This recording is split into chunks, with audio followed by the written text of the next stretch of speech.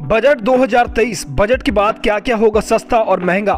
35 सामानों की कीमतें बढ़ने की तैयारी। जी हां, आत्मनिर्भर भारत की मुहिम को मजबूत और तेज करने के लिए इस बार के बजट में आयात किए जाने वाले कई तरह के सामानों पर कस्टम ड्यूटी बढ़ाने का ऐलान किया जा सकता है।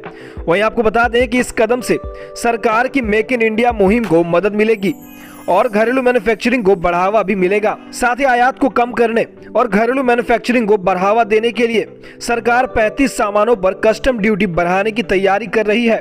इनमें private jet, helicopter, high and electronic item, plastic के सामान, ज्वेलरी, हाई ग्लास पेपर और विटामिन जैसे आइटम शामिल हैं।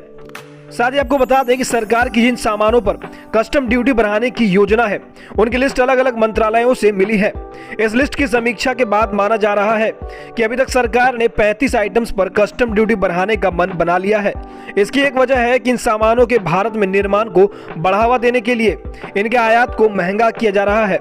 दिसंबर में वाणिज्य और उद्योग मंत्रालय ने कई मंत्रालयों से उन आयातित गैर जरूरी सामानों की लिस्ट बनाने के लिए कहा था जिन पर कस्टम ड्यूटी बढ़ाई जा सकती है। वहीं सरकारी चालू खाते के घाटे को लेकर भी आयात को कम करने की कोशिशों में जुटी है। दरअसल जुलाई सितंबर तिमाही में चालू खाते का घाटा 9 महीने के उच्चतम स्तर 4.4% पर पहुंच गया था। ऐसे में डेलॉइट ने हाल ही में एक जारी रिपोर्ट में कहा था कि चालू खाते के घाटे में बढ़ोतरी की आशंका बरकरार है। बढ़ते इंपोर्ट बिल के खतरे के अलावा एक्सपोर्ट पर भी 23-24 में महंगाई का दबाव पड़ने की आशंका है।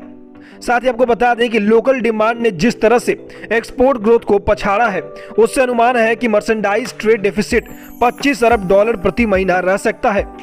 वहीं 2014 में लॉन्च किए गए मेक इन इंडिया कार्यक्रम को भी मजबूत करने के मकसद से सरकार सीमा शुल्क बढ़ाने का फैसला कर सकती है।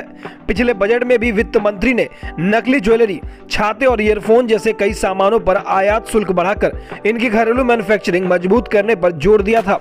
ऐसे में इस साल भी कई दूसरे सामानों पर इंपोर्ट ड्यूटी बढ़ना तय है और फिर इनके मेक इन इंडिया प्रोडक्ट्स को फायदा मिल सकता है। इसके साथ ही ज्वेलरी रिपेयर पॉलिसी के ऐलान की भी मांग की गई है।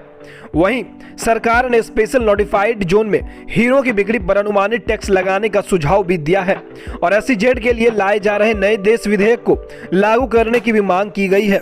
साथ ही आपको बता दें कि इंडस्ट्री ने बजट में डायमंड पैकेज के ऐलान की भी गुजारिश की है। ऐसे अपडेट जानने के बाद अब क्या कुछ कहना चाहते हैं मैं कमेंट के जरिए जरूर बताएं। साथ ही तमाम अपडेट्स के लिए हमारे चैनल को सब्सक्राइब करें।